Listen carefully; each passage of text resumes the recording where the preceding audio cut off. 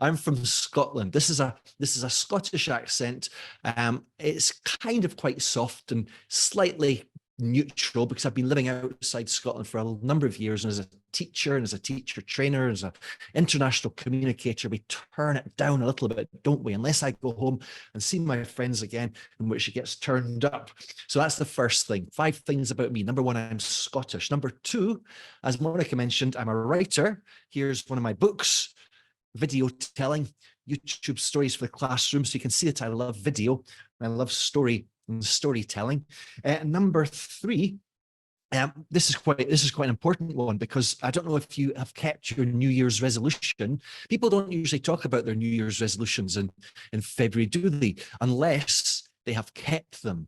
And you're looking right at a man who has kept his. Look, my New Year's resolution was to create a new video every Wednesday. And so far I've been doing it. So I don't know if I can say I'm a YouTuber yet, but I'm on the pathway. And by the way, while I've got you, you don't have to do this yet, but later I'm going to share with you one of my YouTube videos which came up in the first session. This one right now is actually a very important one, because this is all about teacher talk and an exploration of how we are influenced by ideas of what teacher talk is. The third, this is my last one. By the way, those are not my real arms. Number 4, the fourth thing about me is something that Monica said. I'm a teacher trainer, and I work at Nile in the United Kingdom, which is a teacher training center. And there I am an affiliate trainer. In fact, I wonder if any of you know a woman called Kay Bentley, who is a fantastic trainer, someone who's taught me a lot. And I used to share courses with Kay, and this is relevant to this session. And whenever I was teaching the classes or training the teachers that we would share, all of the teachers would never stop talking about how great Kay was. It was, oh, she's the best, she's the greatest. Oh, Kay Bentley, what a fantastic trainer. Oh, she's just so good. And it made me feel slightly inferior, you know? And one day I said to them, well, okay, what is it that makes her so special? What is it that she does that you like so much? And they thought about it. And you know what the answer was? And this is what one person said: she always starts her classes with a short personal story. Isn't that interesting? Who would have thought?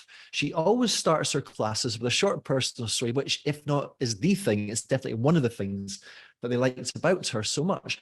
And the 5th thing I'd like you to know about me is where I am right now. I know this is a Scottish accent, but I'm not actually in Scotland. I wonder if you know where I am. Let me show you a photograph of where I am. This is actually not a photograph. This is a still from a video. I wonder if anybody recognizes this. Where is this? Norway, Doha, North Cyprus. I don't know if you're saying that's where I am or if that's where you're saying hello from. Smoggy China, Turkey, New Zealand, Barcelona. This, and I'm going to guess that some of you are too young to remember 1992. Some of you possibly weren't even born, but this is the Olympic Games in the summer of 1992, and this is the diving competition, which lasted a week or so. And this, for me, was an iconic shot. I remember watching this on television back in 1992 when I was 20 years old with my mum and my dad, and thinking, wow, Barcelona, isn't that incredible, as these divers jumped and flipped with that beautiful, or maybe not so beautiful, skyline, but quite incredible. And I always thought, one day I want to go to Barcelona. So you'll never guess what's really funny is right now I'm talking to you from Barcelona, quite a central area.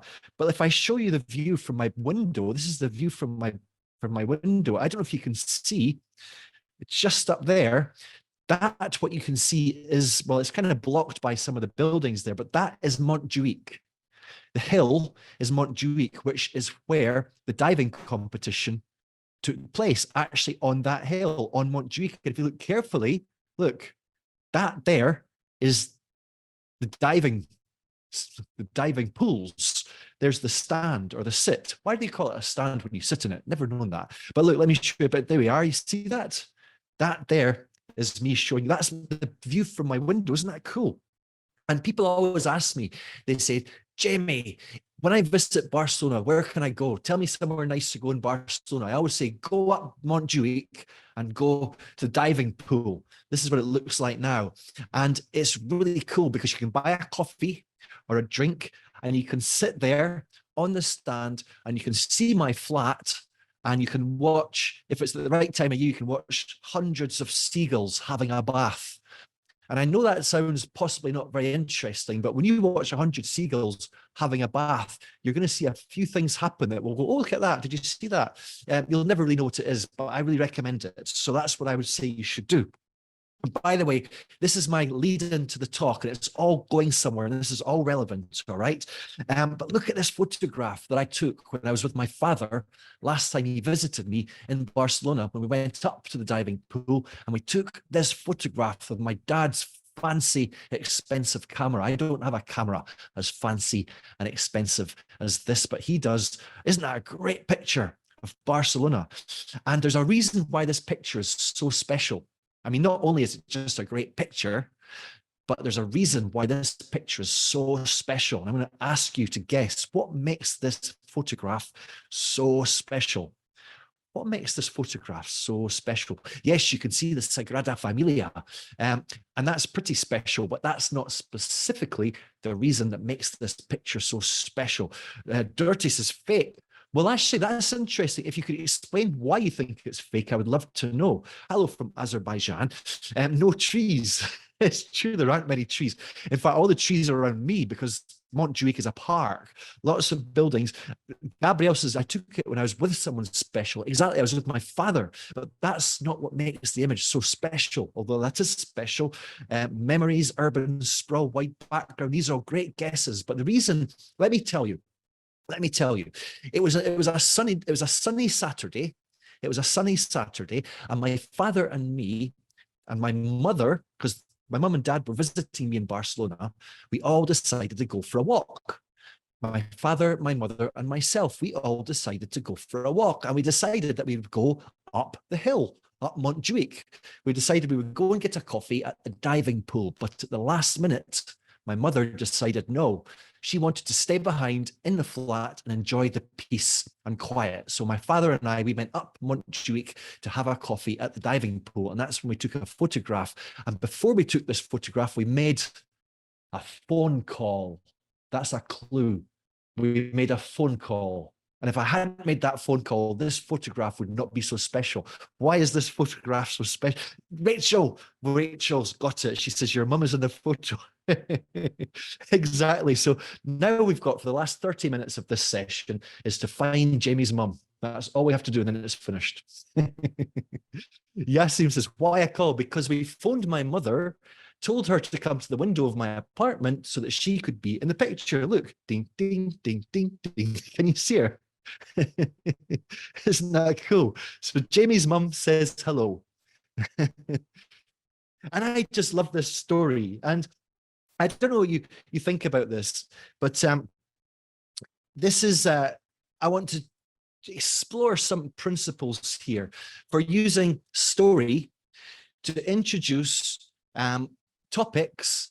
And I'm going to refer to a Macmillan course book series, Speak Your Mind, for this, and demonstrate some different ways that we can find our way into different topics.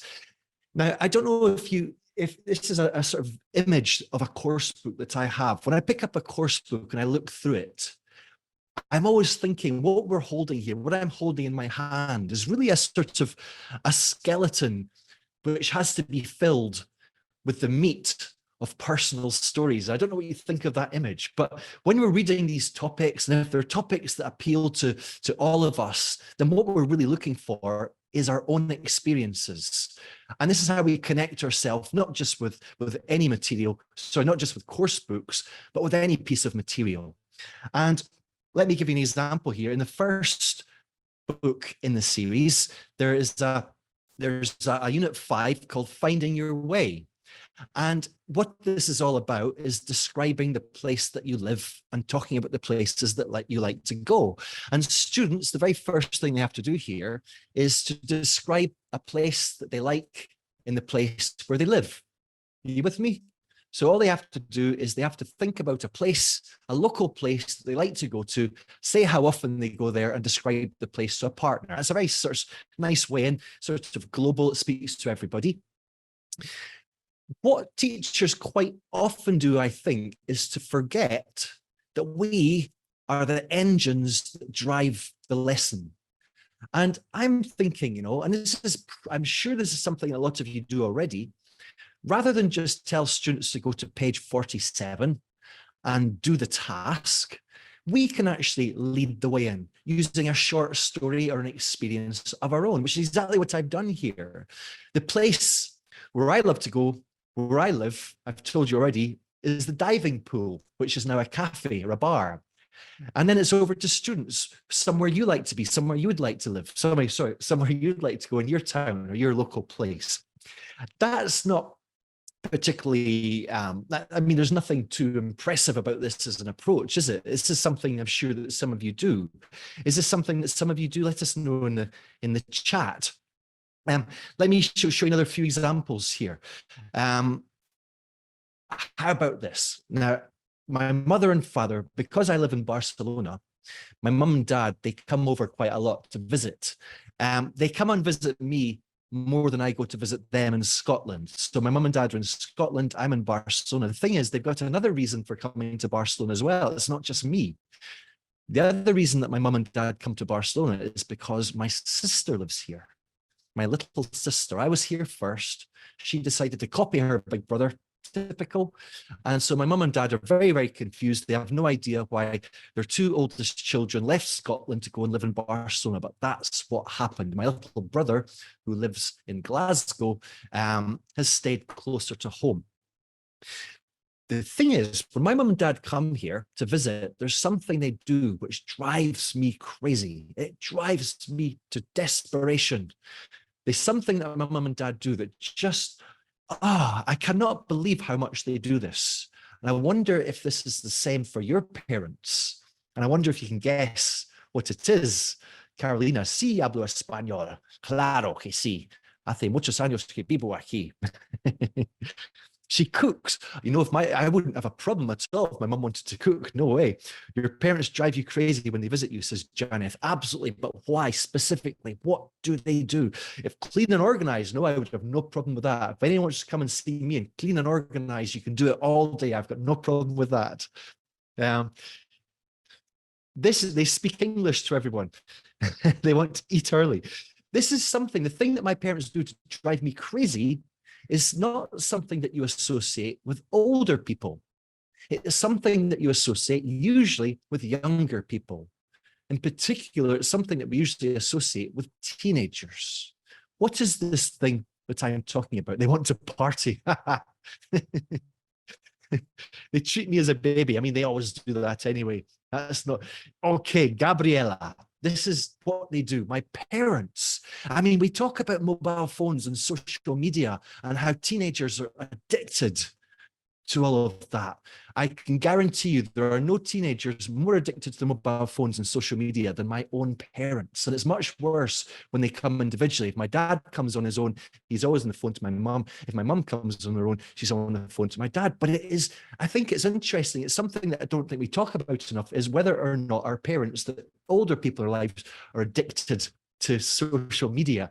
I think people of my generation are in the sort of middle, the safer place to be. I don't know what happens as I get older. The reason I'm telling you about this is because there's a topic in the same book. Look at this, going viral. And again, the topic is to be introduced through a discussion by students. They've got to get into pairs or small groups and talk about their social media in their life, how much they use it, how much they spend online, how much time they spend online, etc., etc. But here, the teacher, we're making use of ourselves as a resource just to have this nice, seamless lead-in to the topic. Does that make sense? Is this something that you do as teachers? Can you see the value in this? Hello, Zahra from Iran. Nice to see you there. Fun. En's mother is 75 and she's addicted to social media. So context is everything, Laura says, and contextualizing is a very important thing. How do we contextualize? And this is actually very important, because there is no such thing as a topic without a story. And the more you think about this, the more it's true. You really need a story to set up a topic. And I think as the teacher, being the engine that drives the class, you are a fantastic resource. You know that human beings are fascinated by other human beings. It really is true. And whether or not you realize this, your own students are absolutely fascinated by you, their teacher. You are a very powerful resource. Your stories, your experiences, all these things that you can share are texts. They are texts which can provide not just a meaningful source of language input, but can also model a story that students are then expected to tell. I mean, in each of these cases, talk about social media in your life, talk about how often you do this, talk about a place you like to visit. You're expecting your students to share personal information about themselves. How about leading by example? I don't think it'd be very fair if we don't feel willing to do the same. I would feel it's not quite an even playing field, to use a sports metaphor there, you know, to expect students to always be sharing information about their own lives when we, the teachers, aren't willing to share information about ours. But we don't have to go so personal. I tend to go quite personal, probably more personal than other teachers are comfortable with. But you don't have to go that personal, but you do have to consider how personal do we go. Let me give you one more quick example here. How about this? Does anyone here like food? What's a silly question? Of course we do. Now, there's your topic in the course book. Food is the topic of the day. It says here, the task for students, think of words for foods that are healthy and unhealthy. Write the words. Now, that's absolutely fine. Telling students to go to page 77, that discussion, but that is you, the teacher, taking a back seat and not getting involved and providing your students with a much less meaningful experience and a much weaker way to set up the topic. So how about this as an idea? How about this as an idea? I'm going to give you three items, three items. The question is, what do they have in common? Number one, do you prefer courgettes or zucchini? Courgette or zucchini? Same thing, isn't it? Zucchini is the North American word. Courgette is the British word. I prefer courgettes personally. Item number one is a courgette. One courgette. Okay. And item number two is some cheese. So we've got a courgette and we've got some cheese. Item number three is a bread roll, which would be similar to a hamburger bun, but I prefer bread roll. So those are my three items. Number one was a courgette. Number two was some cheese. And number three was a bread roll. Okay. The question is, what do these have in common? What do these three foods have in common? A courgette, some cheese, and a bread roll. What do they have in common? They're all edible. Exactly. Let's get more specific. That they could make a nice sandwich, says Joanne. Great. Let me tell, you can use them in soup. Would you put a bread roll in soup? Would you put a cheese in soup? I'm not saying you wouldn't, but if you're my student, I'd want you to verify that, justify it. They're all delicious. Let me tell you what these three things have in common: a courgette, some cheese, and a bread roll. Yesterday, when I went to have lunch, I walked into my kitchen only to discover I had nothing left. The only things that I had in my fridge were one courgette, some cheese, and the only thing I had in my cupboard was a bread roll. So a courgette, some cheese, and a bread roll. So the question is, what did I do? What did I make? What did I prepare? Some of you have guessed already. What do you think of the idea of a courgette sandwich? And how would you prepare it? How would you prepare the courgettes? Would you bake them? Would you toast them? Would you fry them, or would you eat the courgette raw? Let me show you what I did. This is what I did. This is what you see right now is Jenny's lunch from yesterday. And I have to, what do you think? Do you like the look of this? Would you like to try this? If I offered you one of Jamie's special courgette sandwiches, would you accept? Would you eat it? Or would you go, yeah, no way? Does it look delicious or not? The second thing I could ask you, do you think this is a healthy dinner? Do you think this is a healthy lunch, a healthy meal, a healthy dish? What do you think? Somebody says, no. And I mean, people would assume it is healthy because it's got courgettes, a whole courgette. But I'm wondering actually, because my doctors told me that I have to reduce the amount of cheese that I eat because of my cholesterol levels. And I do love cheese. So maybe it's not as healthy as we might assume. So you can see what's happening here. This is the teacher using the teacher's stories, the teacher's resources as a way in to contextualize a topic.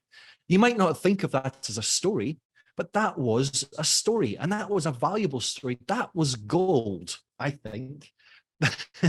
And we've all got one. You can use that exact same formula. Just take a picture of a simple thing you made and tell them the ingredients. And it's such a simple way into the topic of food. And don't you think, and I'm really going to hope you say yes to this question, although I can't force you to. If you were my students and I was teaching you Spanish or English or Norwegian or Urdu or whatever, not that I speak those languages except for Spanish, and you were to come to my class and I said, how are you doing? How was your weekend? And I said, okay, go to page 77 and discuss this question. Don't you think that would be a weaker, a less fuller experience than if this human being at the front of the class was to share something about myself which would contextualize this topic, that is food, and possibly teach you some language in the process. And you can tell me, yes, Jamie, absolutely. And it doesn't have to be complicated. You know, when we're talking about stories, when we're talking about stories here, one of the things I hear from teachers in my courses and in workshops is, but Jamie, I don't have any stories to tell. And I say, what, do you never eat? Here's one. This is a story looking back where students have got to try and think about a time where they regret something, talking about regrets. Now, again, if you're asking students to talk about their own regrets, wouldn't it be nicer if we, the teachers, try to recall a time when we had a regret, something that we regretted in our life? For example, that time when somebody offered you some Bitcoin, but you didn't say yes, and now you regret it for the rest of your life. What about this one, also from 3? Let's see what we've got here. This is a very simple one. This is from book 4. This is about destinations. Your favorite place you've ever visited. Again, you can ask students to share their favorite place they've ever visited. Or you, the teacher, make use of your photographs and show students the favorite place you've ever visited. I wonder if you can tell where this is. Where am I? I'm in an ice cave. Which part of the world, which country is this? Somewhere cold. It absolutely was cold, Bruno. Absolutely. Norway. Could have been Iceland. Could have been Norway. I think it could have been Switzerland. Gracias says Argentina. Absolutely. This is me in the Perito Moreno, inside a cave in the Perito Moreno Glacier with a sunburnt nose. And this is the Perito Moreno Glacier, which was quite incredible. So you see, it doesn't have to be anything too clever here, you know? Again, we're here. Here's about our changing futures is the topic. Students have got to talk about jobs that may be in danger, jobs which may be under threat as a result of technology, artificial intelligence, robots. And rather than just talking about jobs, how about if I tell you about my little sister, Susie, who works as a translator for my students? You'd know that already because I've probably spoken to you about her. Do you remember what she does for a living? She's a translator. My little brother, he teaches maths online, and both of them are worried about their jobs. Both of them think that maybe artificial intelligence could put their jobs at threat. Ask your students, what do you think? Do you think their jobs are in danger? Which one is more likely to become obsolete first? working as a translator or working as an online maths teacher. So a bit of discussion from the teacher using your own story, bam, into the course book. Do you like that picture? It's quite cool, isn't it? This little cute robot. Right, that's one way to do it. There are other ways as well, of course. We don't have to use our own stories as a way in. Let me give you another little example here of something that I like to do.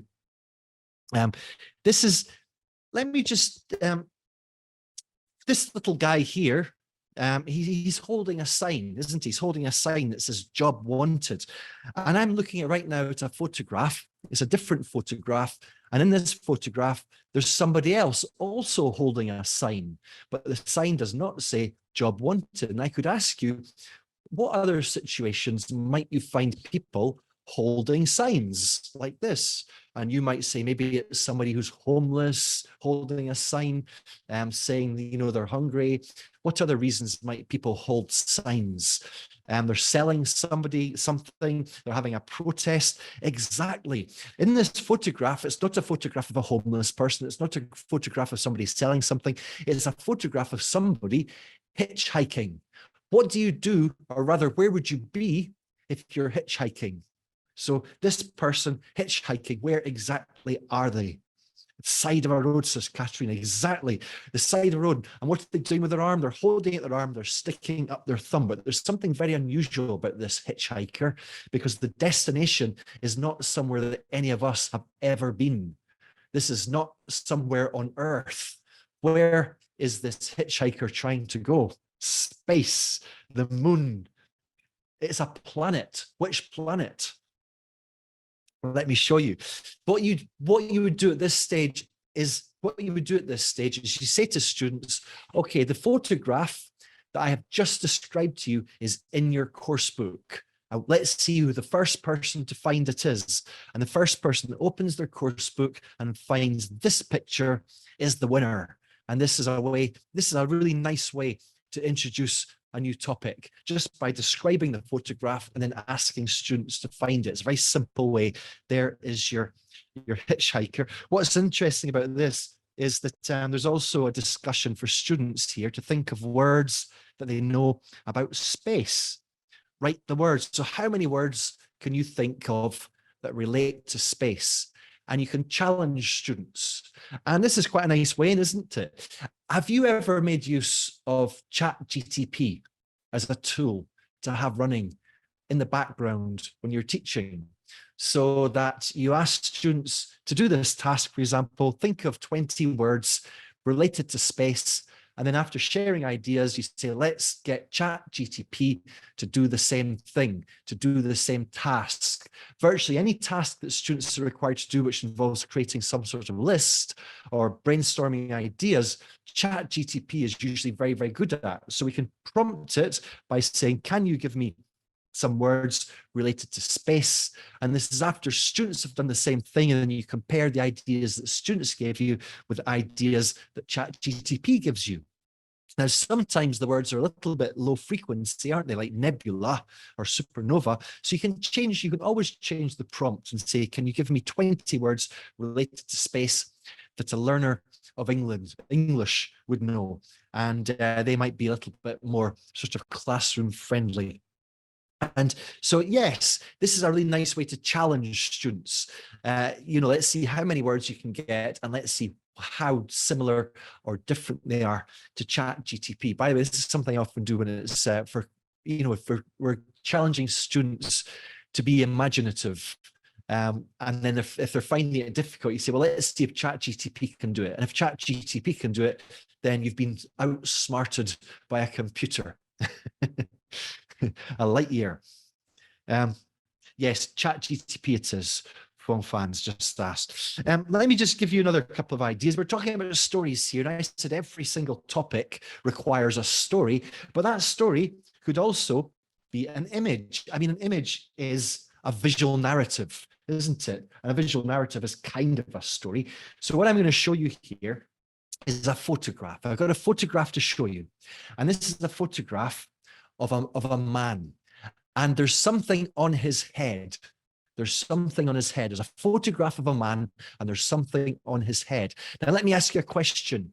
Do you know when we're talking about certain abstract ideas, like, for example, love, we can represent it with an image? What is that image?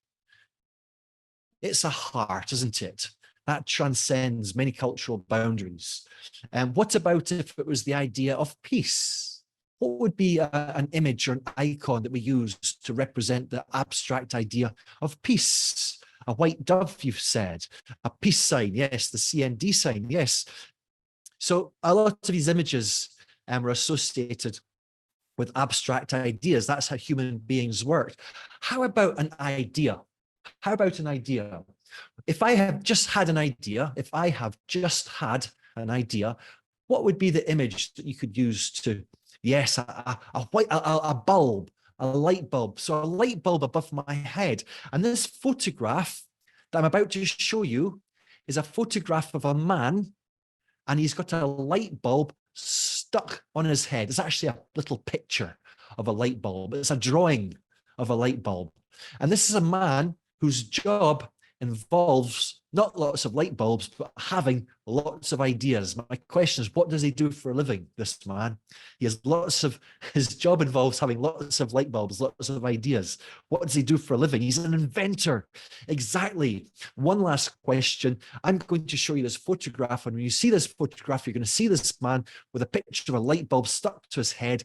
You're also going to see his invention. The question is, what is he famous for having invented? What is this man famous for having invented? What is his famous invention? He's actually not, it's not Thomas Edison. Oh, that's a great idea. This photograph was taken quite recently. As soon as I create this information gap between students and teachers, there's so much things we can do, isn't there? Let me show you. This is the man who invented the post-it note. And what's so great about this, then we've got to weigh into the topic, and the topic is bright ideas and inventions. You see, it's such a nice way to do it, isn't it? And again, it doesn't have to be images, it can be video as well. This is one of my all-time favorite tasks, is to describe an advert that you like. Again, if students have got to do it, this is a bit more substantial because you're actually offering them a model. So one of my favorite adverts, and I'm not going to show it to you, I'm going to describe it to you because that's what students have to do. Why not lead by example and offer them a sample, a model of what they've got to do? My favorite advert, now picture the scene. A little hole in the home at the bottom of a wall. A little mouse comes out of this little hole and it sniffs around. This little mouse, this is an advert I'm describing to you. This little mouse walks along the side of the wall and it comes to something it's never seen before, something quite dangerous. What is it? It's a mouse trap. And there's a piece of cheese on this mouse trap. The little mouse has a little sniff, has a little lick, has a little nibble, and then disaster. Snap. The next scene, we see little mouse lying there with a little bar of the trap across its front. It's all over for little mouse, isn't it? Or is it? Because then the mouse summons up its strength, it pushes the bar off its body and takes it down, and pushes it up and takes it down and pushes it up, just like it's working out at a little dream. And then cut to the product.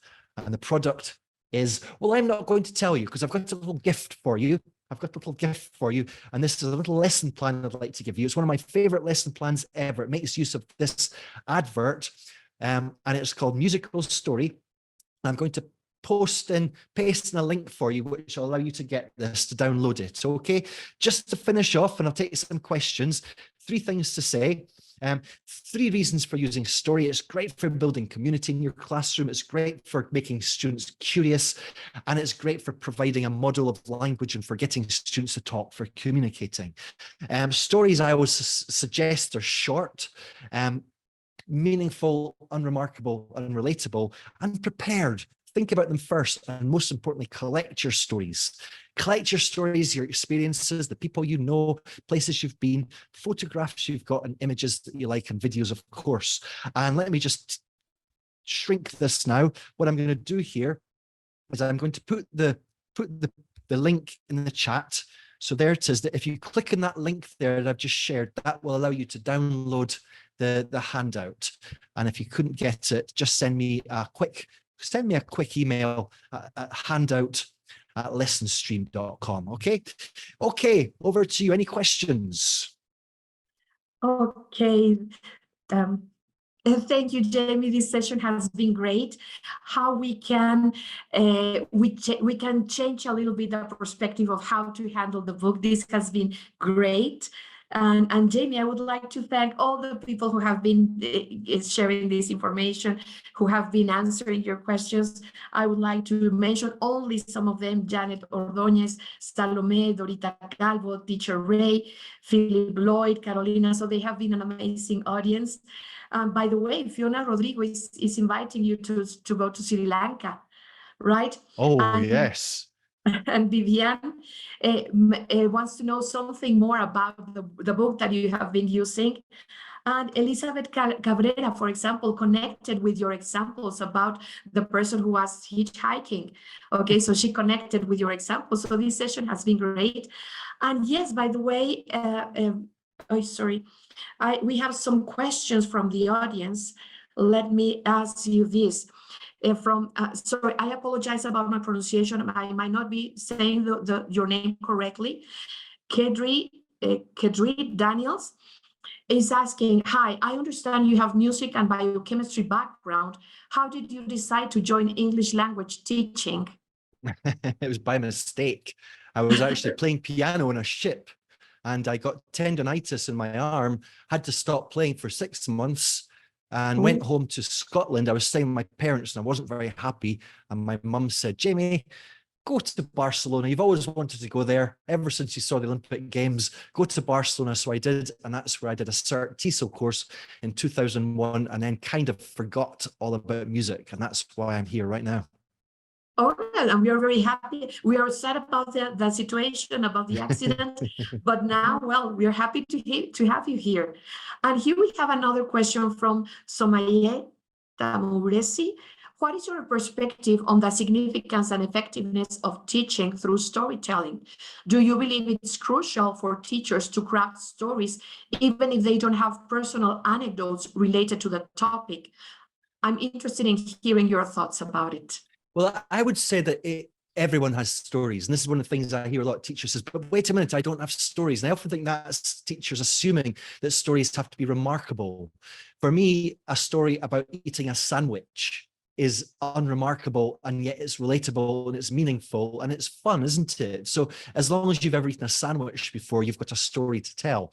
And I think that, it's one of the things I look at is not telling better stories, but telling stories better. And that's the way to answer the first part of your question. The second part is, what do I think about storytelling?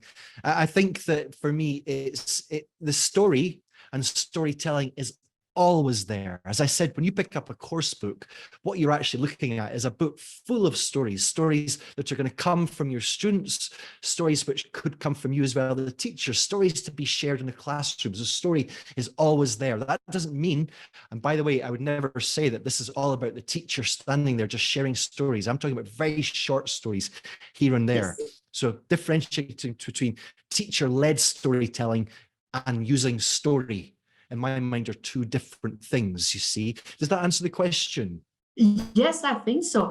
And Jamie, one thing that I think is also important about this is that you're sharing your human part. So you're a teacher, you're not a robot.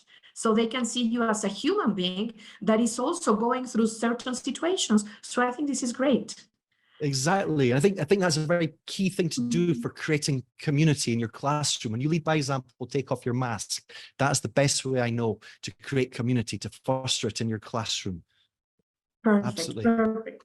Jamie, Jamie, this has been a great session. I would like to thank you on Macmillan behalf, on our audience behalf. This has been great. I think we're getting good ideas about this. So maybe we should keep on going with our presentations.